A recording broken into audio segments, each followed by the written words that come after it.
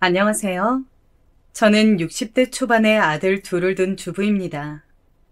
젊었을 적엔 저도 60대라 하면 인생을 다산 꼬부랑 할머니일 줄 알았는데 막상 60을 지나고 보니 50대, 40대일 적 마음과 크게 다른 게 없더군요.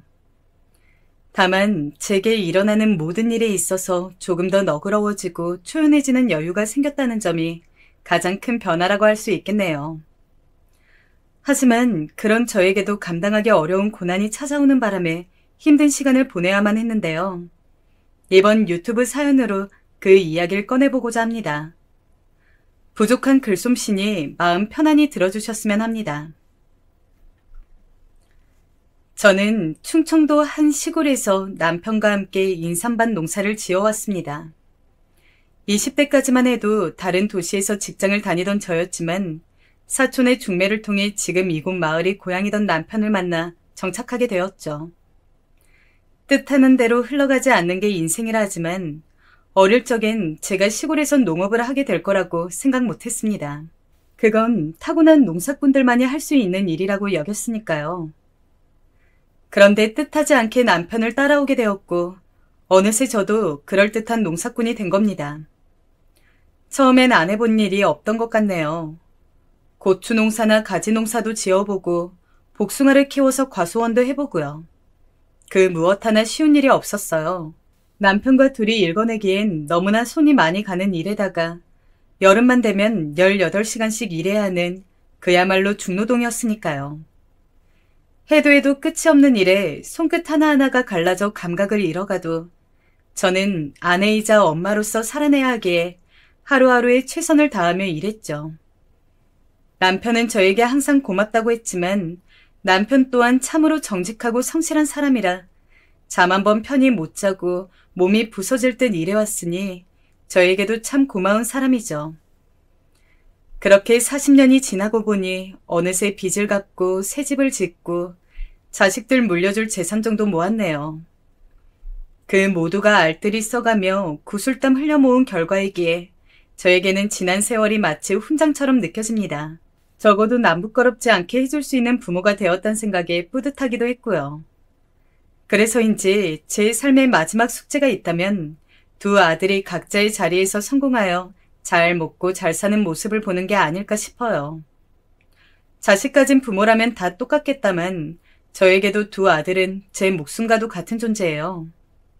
이 아이들을 보며 살았고 살아있고 살아가려고 하거든요. 가난한 시골에서 태어나 그 흔한 장난감 한 번 사준 적 없지만 말썽 피지 않고 자란 애들이에요. 제가 못 배운 터라 제대로 된 교육도 못했지만 타고난 성향이 그런 건지 참으로 순하게 커주었죠. 그게 저의 자랑거리이기도 했고요. 둘은 5살 터울이었는데 첫째는 살가우면서도 말을 잘 듣는 순종적인 아이였어요. 둘째는 말수는 적어도 우직하고 믿을 수 있는 든든함이 있었고요. 이렇듯 너무나 소중한 남편과 아이들이 있었기에 금전적으로는 부족해도 언제나 화목한 가정을 유지할 수 있지 않았나 싶네요. 그 후 평생 꼬마아이처럼 엄마를 찾을 것 같던 두 아들은 어느새 학교를 가고 성인이 되고 결혼을 해 가정을 이뤄냈습니다. 그간의 시간들이 어떻게 흘러갔는지 모르겠어요. 시간은 나보다 아들들에게 더 빨리 적용되는 게 아닌가 싶었죠. 어느새 그 둘이 각각 한 가정의 가장이 되어 있었으니까요. 첫째는 비교적 빨리 회사에 취직해 다른 부서에서 디자이너로 일하던 며느리와 만나 1년 반 전에 결혼해서 서울에 살고 있어요. 시험을 보고 경찰이 된 둘째도 예비 며느리와 이제 곧 결혼을 앞두고 있네요. 둘째는 근처 시내에서 일하고 있으니 더 자주 보는 사이이기도 하고요. 첫째가 30살이 되던 해 처음으로 결혼하고 싶다며 여자친구를 집으로 데려온 날이었어요. 그날따라 저는 유독 긴장을 많이 했었습니다. 혹여나 시골에 대한 안 좋은 시선으로 인해 우리 집에 들어오길 꺼려하면 어떡할까? 우리가 세련되지 않는 사람이라 아들과 결혼하길 싫어하면 어떡할까? 여러 걱정이 들더군요. 하지만 그런 걱정은 기우였던 듯이 그 아이는 특유의 명량함으로 우리를 친절히 대해주었죠. 이런 마을을 처음 와봤지만 도시와 다르게 자연의 따뜻하고 온화한 분위기가 마음에 든다면서요. 나중에 나이 들면 그런 시골 마을에서 사는 것도 너무 좋겠어요. 원래 그런 로망 하나쯤 가지고 있잖아요. 어머님, 아버님 댁 옆에서 살아도 좋을 것 같고요. 그치, 지훈 씨? 적당히 강단도 있고 고집도 있어 보이는 게 첫째와 잘 어울리는 아내감이라고 생각했죠. 첫째는 다 좋지만 약간은 무능감이 있어서 줏대를 잡아줄 사람이 필요할 것 같았거든요. 그 만남 후로 첫째 아들의 결혼은 일사천리로 진행되었어요. 그동안 모아둔 돈으로 집을 마련해 주려고 했지만 첫째가 거절하더라고요. 자신이 모아둔 돈도 있고 첫 집은 대출을 받아서 전세로 가려고 했다면서요. 그래도 자식이 결혼하는데 부모가 되어서 손 놓고 있을 순 없으니 반 정도는 보태주었습니다. 첫째는 너무나 미안하면서도 고마워하며 꼭 갚겠다고 했지만 어차피 자식들에게 나누기 위해 모아온 돈이라 전혀 아깝지 않았습니다. 오히려 제 계산보다 한참 적은 금액을 지원해준 터라 나이가 더 들고 나면 가게라도 차릴 목돈을 물려주기로 염두에 두었죠. 둘째는 사실 결혼을 안 할 줄 알았어요. 워낙 애가 숫기가 없어서 연애와는 담을 쌓았거든요. 그런데 중학교 동창을 다시 만나더니 이렇게 식을 올리게 된 거예요. 그 사람이 누구든 간에 둘째가 함께할 반려자가 생겼다는 것만으로도 저는 정말 행복하더군요. 결혼이 삶의 종착역은 아니지만 그래도 내 자식들만은 일생이 외롭지 않도록 결혼하는 걸 봐야 마음이 편할 것 같았거든요. 어찌됐건 여기까지가 제가 걸어온 길고도 짧은 길이에요. 고단한 삶이었지만 순탄하다면 순탄한 일상이기도 했죠. 하지만 문제는 예상치 못한 시기에 갑자기 저를 덮쳐왔어요. 첫째가 결혼한 뒤 1년 반이 지나고 둘째가 결혼을 반년 정도 앞둔 때였습니다. 별로 좋은 이야기는 아니지만 상황을 위해 먼저 설명하자면 남편이 나무를 하다가 낮은 절벽에서 떨어진 바람에 다리가 부러졌는데 그 뒤로 거동이 불편해졌거든요. 가뜩이나 나이를 먹을수록 농사일이 버거워져서 줄이려던 참이니 남편도 휴식을 취할 겸 여름부터 겨울까지 반년 정도만 아예 쉬기로 했습니다. 몇 년 동안은 계속 살펴야 하는 인삼밭을 제외하고요. 막상 쉬려고 하니 또 좀이 쑤셔서 싫더군요. 매일 아침 등산을 가고 강아지를 데리고서 산책도 다니는 등 틈틈이 많이 움직이면서 운동을 하려 했어요. 사람 몸은 너무나 잠깐 사이에 굳어버리니 최대한 건강을 유지하려고 하면서요. 쉬면서 그동안 못 갔던 교회도 가고 책도 읽고 동네 이웃들과 어울려 지냈네요. 그런데 삶의 여유가 생기니 우리 엄마가 보고 싶더라고요. 엄마는 요양원에서 지내고 계셨습니다. 저희 집은 5남매였지만 엄마가 치매를 앓게 된 탓에 돌봐줄 만한 사람이 없었거든요. 저라도 나서서 모실까 했지만 전 일을 시작하면 왼종일 밖에 있어야 하고 그럴 바엔 차라리 형제들이 모여있는 서울에 계시는 게 좋지 않을까 싶었습니다. 돌아가면서 엄마를 찾아뵈면 될 테니까요. 다만 제가 살고 있는 곳이 요양원으로부터 너무 멀어서 자주 찾아뵙질 못했어요. 그게 항상 마음의 짐으로 남아있었네요.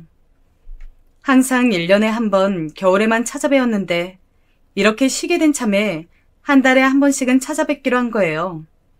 남편이 함께 갈 수 없으니 그때부터 혼자 기차를 타고 서울로 오가며 엄마를 만나고 왔습니다.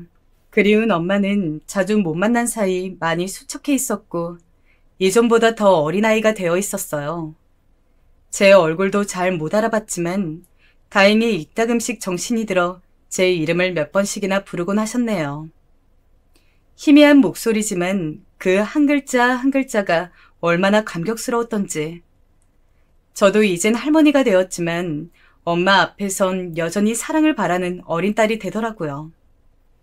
그렇지만 자식을 위해서 평생을 헌신하며 살아온 분인데 이렇게 혼자서 침대에 누워있는 모습을 보니 죄송스러운 마음이 더 컸네요.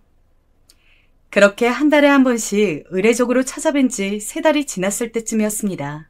남편은 최대한 움직임을 삼가했기에 집에만 머무르다 보니 자동적으로 제가 남은 일거리를 도맡게 되었죠. 어차피 여름에 심은 게 없어서 큰 일손이 필요한 건 없었지만 이전에 읽어둔 것들을 처리해야만 했어요.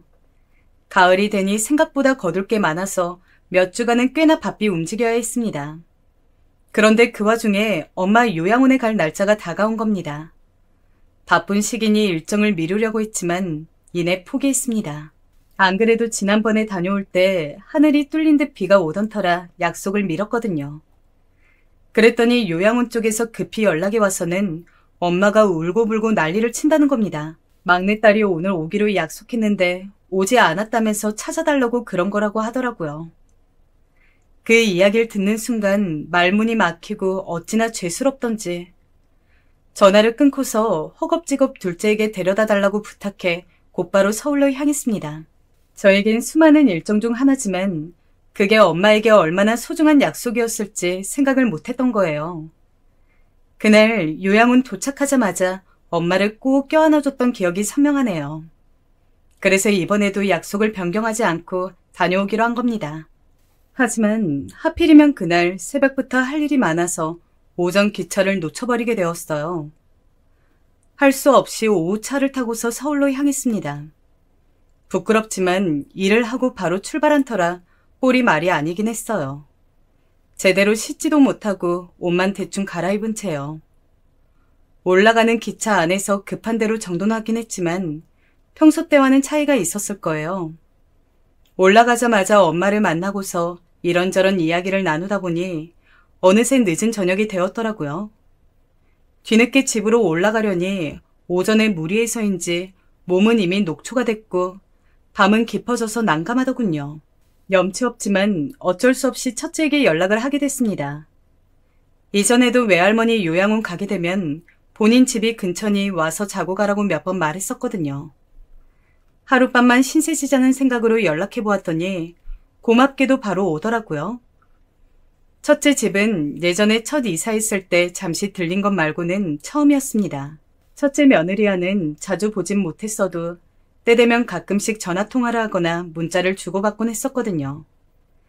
흔히 말하는 딸 같은 며느리와 친엄마 같은 시어머니 관계는 아니어도 속정이 있는 사이라고 생각했죠. 그래서 제가 하룻밤 묵는 걸 가볍게 생각했던 것 같네요. 이게 저의 실수라면 실수였던 것 같습니다. 첫째 집에 도착하고 나니 며느리가 반갑게 맞이하더라고요. 어머니, 지은 씨한테 이야기 들었는데 너무 잘 오셨어요. 집을 깔끔히 못 치워서 죄송하지만 어머닌 집이라 생각하고 푹 쉬다 가세요. 고마워라. 이렇게 갑자기 오게 돼서 다은이 너한테 너무 미안하네. 신세지고 싶진 않았는데. 아유, 그런 말씀을요. 오히려 잘 됐어요. 밤늦게 돌아가시면 위험하셨을 테고 이렇게 된 거 아들 집도 구경하시면 좋잖아요. 빈말이라도 먼저 나서서 반겨주고 챙겨주는 며느리가 너무나 고맙더군요. 저는 샤워를 마치고서 아들 부부와 함께 이런저런 이야기를 나누었습니다. 저는 그동안 제가 남편과 둘이 지내며 있었던 소소하고도 소박한 하루 일과들, 지난 여름 동안 마을에서 일어난 수많은 자연 변화와 여러 볼거리들에 대해서 말해주었죠. 괜스레 걱정할까봐 요양원을 오가며 엄마와 있던 일에 대해선 이야기하지 않았지만요. 아들 쪽 이야기도 들어보니 그 부부도 열심히 살고 있던 것 같더라고요. 둘은 같은 회사를 다니고 있는데 회사 상황이 점점 안 좋아져서 부업으로 할 만한 다양한 일을 알아보고 있다고 했어요. 며느리가 인테리어 일을 하니까 그 전공을 살려서 카페 창업 쪽으로 생각한다고요. 그저 나이든 시골 할머니로서 아들과 며느리가 하는 이야기가 무슨 말인지 정확히 알아듣진 못했지만요. 이런저런 생각이 많은 것 같기에 먹고 사는 걸 걱정하는 건 모두가 같은 고민이니 제가 해줄 수 있는 조언을 해주기로 했어요. 대화 중간중간 둘째가 하고 있는 일에 대해 묻기도 했지만 저도 자세히는 몰라서 대답해주긴 어려웠어요. 며느리가 말하길 도련님은 말투가 너무 딱딱하고 경직돼서 대하기 어렵다고 하더라고요. 살가운 첫째와는 전혀 다르다면서요. 그때는 몰랐지만 아마도 둘째 험담을 하고 싶어 했던 것 같네요. 저의 눈치 없음이 이렇게 또 상황을 모면하는 데 도움이 된 것 같네요. 그렇게 반가운 만남도 잠시 저는 고단한 몸을 이끌고 이만 잠에 들기로 했습니다. 아들 부부에겐 깜빡하고 말 못했지만 내일 일찍 내려갈 예정이었거든요. 남편이 걱정돼서 오래 자리를 비울 수가 있어야 말이죠. 아들이 안내한 빈 방에 가서 남편에게 안부 전화를 했어요. 그리고선 누웠는데 잠자리가 낯설어서 그런 건지 몸은 피곤하지만 막상 잠이 안 오더라고요. 그렇게 한참을 뒤척이다가 목이 타서 물이나 마실까 싶어 거실로 나왔어요. 내일 출근할 텐데 혹여나 저 때문에 깰까 주변을 더듬거리며 조심히 걸어갔죠. 그런데 안방 쪽에서 말다툼하는 소리가 들리는 겁니다. 내가 낄 일은 아니다 싶어서 모른 척하고 컵에 물을 따르고 있었어요. 물이 은은하게 조르륵 떨어지는데 그 소리 사이로 며느리의 한마디가 들린 겁니다. 작은 목소리였지만 너무나 선명하게 들려왔어요. 그래서 어머님은 언제 간대? 저는 설마 제 이야기인가 싶어서 천천히 안방 쪽으로 걸어갔습니다. 그냥 끝까지 모른 척했다면 그 후엔 지금과 아예 다른 상황이 펼쳐지고 있을지도 모르겠네요. 하지만 그때 당시 저는 혹시 제가 민폐되는 일을 한 걸까봐 겁이 났어요. 그래서 꼭 그 이야기를 듣고 싶었던 것 같아요. 제가 안방 틈 사이로 들었던 대화는 정말로 아들 부부가 한 말이 맞는지 또 다른 사람이 있는 건 아닌지 의심될 정도로 상상 못한 이야기였습니다. 차마 다시 떠올리는 것조차 두려운 일이지만 두 사람의 대화는 분명 이런 내용이었어요. 그래서 어머니는 언제 간대? 모르겠어. 아마도 오래 계시진 않을 거야. 지금 시골에 일도 많으니. 아니, 그래서 그게 정확히 언제냐고. 지금도 어머니한테 호레비 냄새나 죽겠어. 그 수태지 같은 호레비 냄새 말이야. 마주보고 있는데 내 머리가 다 아플 지경이라고. 나 냄새에 예민한 거 몰라? 도대체 나더러 언제까지 버티라는 거야? 미안해. 네가 그렇게 민감하게 생각하는 줄 몰랐어. 오늘은 아마도 일하고 오셔서 그런 걸 거야. 내일 하루만 더 참으면 되는데 괜찮을까? 엄마는 분명 내일 오전쯤에 나가실 거야. 당신이 그랬지? 어머니 요양원으로 병문안 다니신다고? 알고 보면 본인이 다녀야 하는 거 아니야? 저렇게 굼뜨고 냄새나는 노인네는 그냥 요양원에 있는 게 도와주는 거라고. 귀찮게 비위 맞춰주는 것도 한두 번이지. 다투는 소리가 잦아들었지만 저는 그 자리에서 한 발자국도 움직일 수 없었어요. 그 순간만큼은 차라리 꿈이길 바랐습니다. 잘못 들은 거길 바랐어요. 그토록 믿고 의지했던 첫째 아들 부부에게 배신당하고 모욕을 받은 게 너무 수치스러워서요.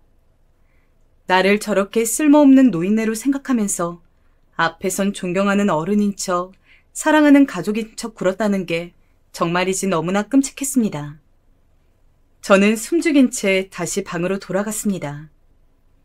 그 긴 밤 내내 소리가 새어나가지 않게 웅크리고서 눈물을 흘릴 수밖에 없었어요. 그동안 아들만을 바라보며 그 힘든 순간들을 견디고 버텨온 내 신세가 딱하고 안타까워서 울음이 멈춰지질 않더라고요. 내가 훈장으로 여기던 것들이 다 허사였다는 걸 알게 되니 모든 게 무의미해지는 것 같았죠. 그런 와중에 더욱 신경 쓰였던 건 며느리가 말했던 것처럼 엄마가 처음 요양원에 갔을 때도 자식들이 당신을 그렇게 생각해서 보낸 거라고 생각할까봐 겁이 나더군요. 혹시나 그렇게 오해했을까봐, 만약 그랬다면 이제 와서 그 오해를 풀 수 있을까 하는 생각들로 머리가 너무나 복잡했습니다. 아직도 그날의 절망을 생각하면 지금도 숨이 턱 막히는 기분이에요. 어떻게 흘러간 건지 모를 긴 밤이 지났어요. 거의 뜬 눈으로 지새운 저는 새벽부터 집으로 돌아갈 채비를 하고 있었습니다. 움직이는 소리를 듣고서 아들이 방을 찾아왔더군요. 뭐야, 엄마? 왜 이렇게 일찍 일어났어? 벌써 가려고? 저를 보며 평소처럼 말을 거는데 도저히 얼굴을 쳐다보지 못하겠더라고요. 울음이 터져 나오려는 걸 억지로 참고서 아무 말 없이 그렇게 집을 나섰습니다. 아들이 붙잡는 걸 뿌려치면서요. 엄마, 왜 그래? 무슨 일 있어? 왜 아무 말도 없냐고. 알았어. 그럼 데려다 줄게. 밥만 먹고 가. 그렇게 저는 기차를 타고 집으로 향했습니다. 돌아가는 길에서도 주책 없이 연신 눈물이 나오는 걸 참느라 혼났네요. 집에 도착하자마자 저는 욕실에 들어가 제 몸을 닦기 시작했습니다. 살이 부르트도록 닦고 또 닦아도 그 냄새라는 게 지워지지 않는 것 같았어요. 그럼 그건 아마도 제 몸에 밴 삶의 냄새가 아니었을까요? 그게 싫었다는 건 그냥 나라는 인간 자체를 증오했던 거란 걸 깨달은 거예요. 그렇게 욕실에서 하염없이 몸을 닦아내는 동안 남편이 다가와 무슨 일 있냐고 물었지만 아무 말도 할 수 없었고요. 그 뒤로 제 상태를 걱정한 남편이 이따금씩 첫째 아들과 통화하는 소리가 들렸지만 그래도 방 안에 틀어박힌 저는 여전히 자리에서 일어날 수가 없었습니다. 그렇게 하루 이틀이 지나고 나서야 배가 고프고 그만 일어나고 싶다는 생각들이 들더라고요. 남편의 도움으로 몸을 일으킨 저는 전과 같은 기력을 되찾기 위해 조금씩 움직이는 노력을 했어요. 그러자 며칠간 아무것도 말하지 않고 옆을 지키던 남편이 조심스럽게 묻더라고요. 서울 가서 무슨 일이 있었냐고요. 더 이상 비밀로 할 수 없을 것 같아서 솔직하게 전부 이야기했습니다. 제가 말하고 듣고 느낀 전부를요. 묵묵히 듣고 있던 남편은 이야기가 끝마치자마자 참았던 눈물을 흘리더라고요. 그리고선 제가 혼자 감당했어야 할 그 고통들에 대해서 안쓰러워하며 자식을 잘못 키웠다고 모두 자기 죄라고 말했어요. 죄라는 말이 너무나 마음 아파서 저는 남편을 안았고 우리 부부는 서로를 부둥켜 안고서 소리 죽여 울었습니다. 우리는 그저 한평생 우리 자리에서 최선을 다해 일해온 것뿐인데 대체 무슨 죄를 지었기에 이런 고통을 받아야 하는 걸까요? 억울하고 분해서 참을 수가 없었어요. 그 뒤로 저와 남편은 깊은 우울함을 느낀 탓에 집안에서만 머무르며 조용히 생활했습니다. 저희 집에서 가까이 살던 둘째가 이런 변화를 자각하고선 때마다 찾아오기 시작했죠. 우리가 걱정돼서 온 거였지만 좀처럼 입을 열지 않으니 답답해하는 것 같았어요. 그렇지만 곁에서 잠잠고 기다리며 우리를 열심히 보필해 주었네요. 그때 정말로 둘째에게 큰 고마움을 느끼고 있었어요. 평생 느껴보지 못한 고난의 순간이 우리 부부에게 한꺼번에 찾아와 낙담하고 있었을 때 기꺼이 우리의 손발이 되어준 둘째가 있었기에 조금씩 힘을 낼 수 있었던 것 같아요. 절망 속에서 발견한 희망처럼 말이에요. 그로부터 2주 후 저의 생일이 다가왔습니다. 생일을 챙길 기력이 없어서 이번엔 따로 모이지 않고 개별로 알아서 잘 보내라고 일렀네요. 그런데 눈치 없고 맑기 어두운 사람이 제가 걱정됐던 건지 아니면 둘째에게서 다른 소식을 들은 건지 모르겠지만 첫째 부부가 집까지 찾아왔습니다. 양손에 과일과 떡을 잔뜩 사들고선 왔더라고요. 여느 때처럼 반갑게 웃으며 저에게 달려오는데 저도 모르게 뒷걸음질 치고 말았어요. 그 순간 모든 게 정막으로 바뀌었습니다. 저의 반응을 보고서 놀라 멈춘 거지만요.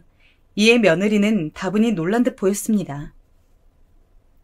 왜 그러세요, 어머니? 무슨 일이 있으신 거예요? 아니다. 잠시 놀라서 그래. 다은이 너도 먼 곳까지 오는데 고생 많았을 텐데 어서 들어와라. 그렇게 예상치 못하게 저의 생일 축하상이 준비되었습니다. 아직은 첫째네 부부를 제대로 마주할 용기가 없었지만 너무 순식간에 진행된 일이라 어쩔 수 없었죠. 둘째까지 오고서야 가족들 전부가 모였고 오랜만에 만난 어색함을 지우기 위해서 아이들은 분위기를 띄우기 위해 노력했습니다. 저도 있는 힘 없는 힘을 짜내서 애써 웃어 보였고요. 그때까지 남편은 첫째 아들 쪽을 아예 쳐다보지 않았죠. 크게 화를 내려는 걸 제가 옆에서 계속 말려서 멈출 수 있었어요. 오늘 같은 날은 우선 넘기자고요. 그런데 문제는 다 함께 저녁을 먹고서 과일을 먹는 때에 발생했습니다. 과일을 하나 집어서 먹으려는데 갑자기 첫째 며느리가 짠하는 효과음을 내더니 선물 상자를 내밀더군요. 생신 축하드린다면서 가장 해맑은 얼굴로 선물을 준 거였어요. 저는 이번에도 애써 미소 띤 얼굴로 선물을 받아들었습니다. 그리고 조심스럽게 풀어본 그 순간 저는 또다시 얼어붙고 말았어요. 며느리가 준비한 선물은 향수였습니다.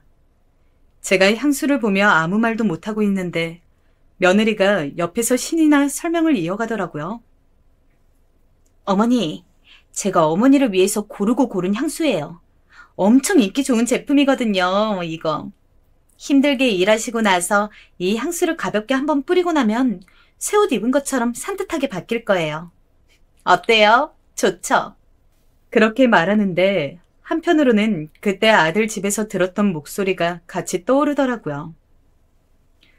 지금도 어머니한테 호레비 냄새나 죽겠어. 그 수태즈 같은 호레비 냄새 말이야.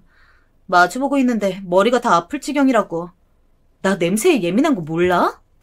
저는 그 어지러운 목소리들을 더 이상 참지 못하고 향수가 담긴 상자를 바닥에 던져버렸습니다. 첫째와 둘째 며느리와 남편은 그 자리에 굳어서 얼어붙어 버렸죠. 그리고서 저는 여태껏 너무나 물어보고 싶었지만 다시는 아들 얼굴을 보진 못하게 될까봐 차마 묻지 못했던 것들을 며느리를 향해 소리쳤어요. 제발 그만해라. 다은이 너 내가 호레비 냄새 나서 향수 준 거니? 네 눈에 나는 구역질 나는 병균 덩어리니까 이렇게라도 악취를 지우고 싶어서 선물해 준 거야? 너무 고맙다. 네 마음이 잘 느껴져. 겉으로 웃으며 헤헤거리면 네 까만 그 속내가 안 보이니까 모든 게 만만하지? 그러니까 시어미인 나를 어떻게 이렇게 기만한 거 아니냐? 제 악에 받친 외침에 며느리는 놀라서 아무 대꾸도 하지 못하더라고요. 그 와중에 첫째 아들만이 뛰어와서는 제 손을 부여잡고 말하길. 엄마, 왜 이래 갑자기? 그게 다 무슨 말이야? 엄마가 왜 병균 덩어리냐고. 그러니까 내가 왜 너한테 그런 존재가 돼야 돼? 지훈아, 너희를 위해 평생을 살았는데 엄마한테 돌아온 게 고작 그런 취급이야? 네가 어떻게 나한테 그래? 엄마 다 들었어. 너희 집에 간 날 밤에 너랑 다은이가 이야기하는 거 다 들었다고. 다 들었다고? 정말 그때 다 들은 거야, 엄마? 이런 생일상이 무슨 소용이고 생일 선물이 무슨 소용이니? 엄마 마음을 갈길갈길 찢어놓고선 태어난 나를 축하해주겠다고? 너희 때문에 처음으로 난 태어난 걸 후회하게 됐는데 이럴 거면 차라리 요양원에 맡기지 그래? 더러운 짐짝 취급받느니 그게 훨씬 더 사람 사는 것 같겠네. 아들은 더 이상 아무 말도 하지 않았습니다. 그래요. 자기가 사람이라면 어떤 대답도 할 수 없었겠죠. 제 울부짖음에 둘째는 어느 정도 상황 파악이 된 듯 아직도 제 손을 붙잡고 있는 첫째를 제게서 떨어뜨려 놨습니다. 남편은 아들과 며느리에게 크게 호통치며 꾸짖는 것 같았어요. 그러자 며느리가 그제야 저에게 와서 말하더라고요. 죄송해요, 어머니. 들으라고 한 이야기는 아닌데 들으셨다니 우선 사과는 드릴게요. 그런데 솔직히 어머니도 너무한 거 아니에요? 그날도 저 이 상황 어려운 거 말했는데 끝까지 도와주겠다는 말씀 한 번 없었잖아요. 하다 못해 가게 여는데 필요한 거 없냐고 묻지도 않고 열심히 하면 때가 온다니 이딴 영양가 없는 말만 하셨잖아요. 저도 알아요. 어머니 지금 경제적으로 우리 도와주고도 남을 만큼 모아두신 거요. 그럼 대놓고 돈을 달라 했으면 그게 더 나았을까요? 그럼 그거대로 싫으셨겠죠. 제가 그동안 시댁에 못한 게 뭐 있는데요? 저 원래 그런 성격 아니에요. 살갑게 밟고 엉겨붙는 그런 성격 아니라고요. 그렇게 노력했는데 어머니는 우리를 위해서 해준 게 대체 뭐가 있냐고요? 이 광경을 바로 옆에서 지켜보던 첫째는 저와 며느리 사이에 서서 싸움을 말리지도 멈추지도 못한 채 안절부절 못하고 있었어요. 그 모습을 보며 아, 저래서 그동안 붙잡혀 살았구나 싶더라고요. 그게 너무나 한심해서 도저히 아들을 쳐다볼 수 없었네요. 결국 돈 때문에 나한테 애쓴 거라는 거지? 그 몇 푼 얻고 싶어서 네 자신도 속이고 여태껏 거짓으로 우리 가족을 대했다는 거 맞지? 어머니가 시골에만 계셔서 세상 물정을 잘 모르시나 본데 사람은 누구나 목적이 있으니까 행동하고 태도를 취하는 거예요. 그러니까 그날 처음부터 너그럽게 도와주셨으면 이런 사단 안 났을 텐데 돈을 쥐고서 줄 듯 말 듯 행동하니까 그 말이 끝나자마자 남편이 아들의 뺨을 아주 세게 연달아 3번 때렸습니다. 그 커다란 소리에 놀라서 우리 사이에 일순간 또다시 정막이 찾아왔죠. 아버님, 지금 뭐 하시는 거예요? 이 사람 뺨을 때린 거예요? 네가 맞지 않았다고 해서 서운해할 필요 없다. 너는 남의 집 딸이니 우리 집 자식을 때린 거지. 이유는 세 가지다.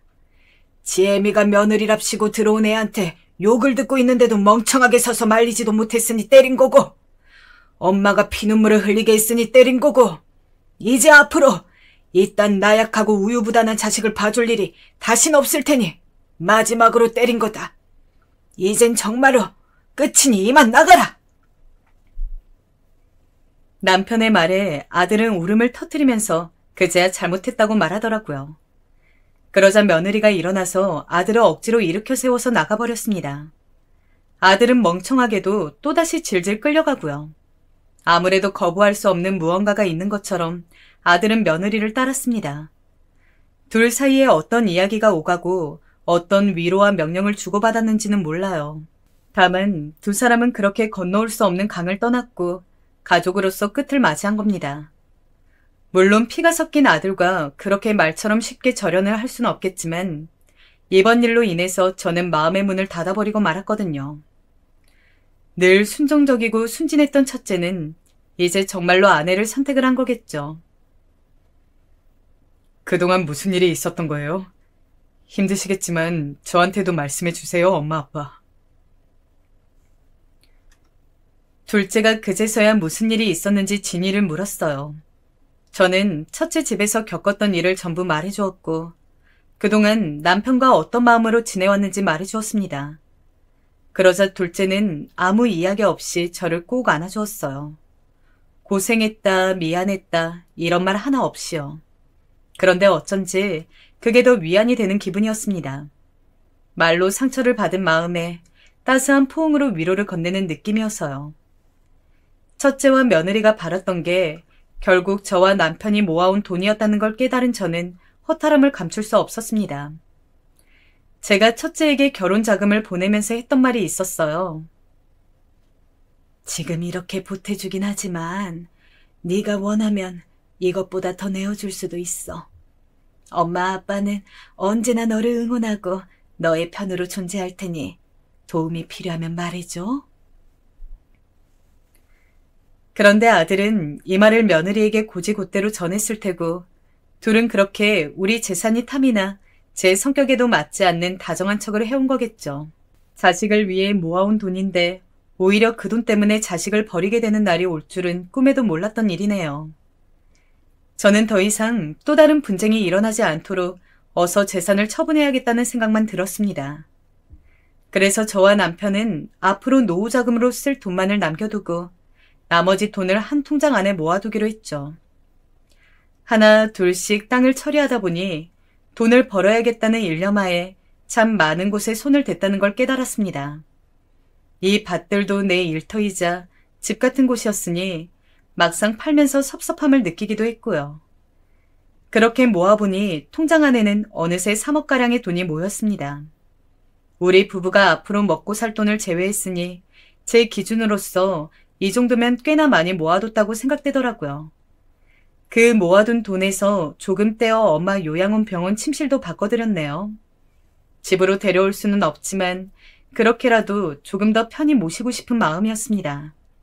남은 빚은 앞으로 살면서 더 자주 찾아뵙는 걸로 갚아 나가야겠죠. 제가 엄마를 버렸다고 생각 들지 않게 사랑하는 마음을 담아서 가려고 합니다. 그러고 나서 얼마 후 남편이 첫째 부부와 둘째 예비 며느리를 집으로 불렀습니다. 첫째 내외와 그 일이 있은 지 정확히 3달 만의 일이었어요. 다가온 새해 명절을 명분으로 부르긴 했지만 저는 이게 아마도 우리의 마지막 가족 모임이지 않을까 싶은 마음이었습니다. 생각보다 초대를 흔쾌히 받아들이고서 찾아온 첫째네는 이전과 크게 달라진 게 없어 보였습니다. 다만 아들의 얼굴에 걱정과 심려가 가득한지 낯빛이 어두워 보였지만 본인이 초래한 일이니 감당해내라는 마음에 모른 척했네요. 그와 다르게 첫째 며느리는 낯짝이 두꺼운 건지 뭔지 그 익숙한 웃는 얼굴로 인사를 건네더라고요. 안녕하세요, 어머니. 오랜만이에요. 그동안 잘 지내셨죠? 그래, 덕분에 별 문제 없이 잘 지냈다. 다행이네요. 아, 궁금하실 텐데 저희도 회사 다니면서 열심히 살고 있었어요. 카페는 조만간 어떻게든 차리려고 준비 중이고요. 나중에 개업하면 한번 놀러 오세요. 첫째 며느리를 다시금 마주하는 건 구역질이 날 만큼 어려운 일이었지만 다행히 대화가 길지 않은 터라 참을 수 있었어요. 그 다음 둘째네까지 모였을 때 남편은 어렵사리 입을 열었습니다. 자, 그간 우리 가족의 불화가 어디서부터 시작됐냐고 하면 나와 너희 엄마는 바로 이 재산 때문이라고 생각했다. 우리를 구해줄 이 돈이 오히려 우리를 해하고 멀어지게 할 줄은 꿈에도 몰랐어. 우린 그냥 잘 먹고 잘 살고 싶었던 것뿐인데 말이지. 그래서 너희 엄마와 상의한 끝에 마지막 결정을 하기로 했다. 재산을 전부 처분하고 자식들에게 양도하는 일이지. 그리고 우리는 둘째에게 모든 재산을 넘기기로 했다. 자, 통장 가져가라. 이 말을 들은 첫째가 벌떡 일어나 통장을 빼앗아서 금액을 확인하더라고요. 뭐? 3억? 3억을 모았다고요? 그래서 지금 이 거금을 지석이한테만 다 주겠다는 거예요? 말도 안 돼. 이건 아니잖아요. 나도 엄마 아빠 아들인데 이제 와서 연을 아예 끊기라도 하겠다는 거냐고요. 맞았어. 연을 끊겠다는 이야기야. 네가 그토록 바랐던 돈인 거 알아. 그럼 경솔하게 굴지 말았어야지. 부모를 엿보이고서 재산을 물려받을 수 있을 거라 생각했니? 얼굴에 침을 뱉는 자식한테 돈을 내어줄 만큼 우리는 그렇게 무지한 사람들 아니야. 그걸 지금이라도 너희가 깨닫길 바라. 흥분한 아들을 붙잡고서 이렇게 얘기했는데 며느리가 갑자기 무릎을 꿇고서 흐느끼기 시작하더라고요.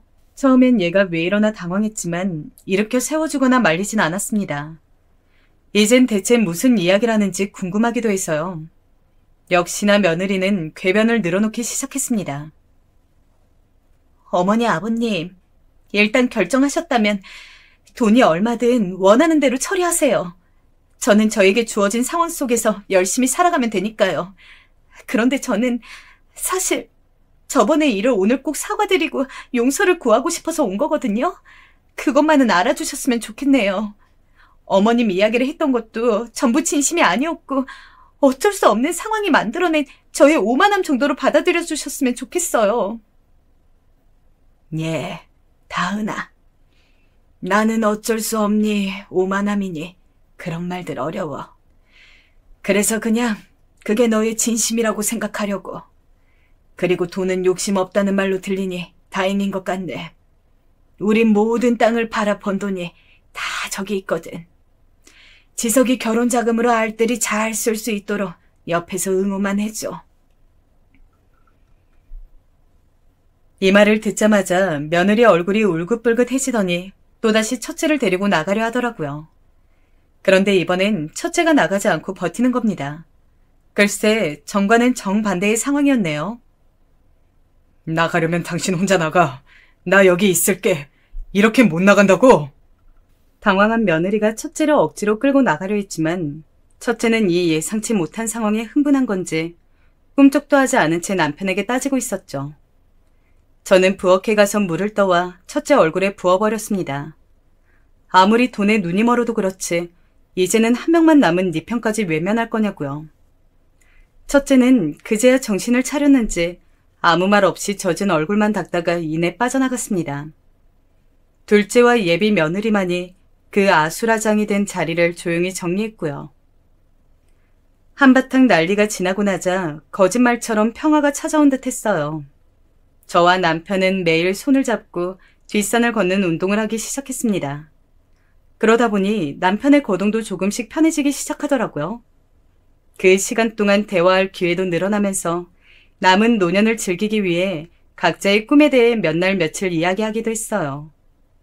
최근에는 함께 집에서 골프를 배우기로 했는데 과연 그게 될런지는 모르겠네요. 아, 둘째는 무사히 결혼을 했습니다. 너무 멋진 신랑과 너무나 아름다운 신부였죠. 누구보다 기쁜 마음으로 축하해 주었는데 두 사람은 왠지 저와 남편처럼 평생 서로 아껴주며 살아갈 것이란 예감이 들어요. 이번 예감은 저번과 다르게 분명합니다. 그런데 혼자서 모든 재산을 물려받아서 그런지 둘째가 자꾸 남편과 저를 모시고 살겠다고 하더라고요. 고맙지만 저희는 한사코 거절했습니다. 괜히 한 지붕 아래 둘째네 눈치를 사서 볼 거 있나요? 나이가 들었다 해도 꼭 자식에게 기대어 살라는 법은 없으니까요. 한 차례 위기를 겪고 난 우리 부부는 이제야말로 일상의 행복을 온전히 받아들일 준비가 되어 있다고 생각해요.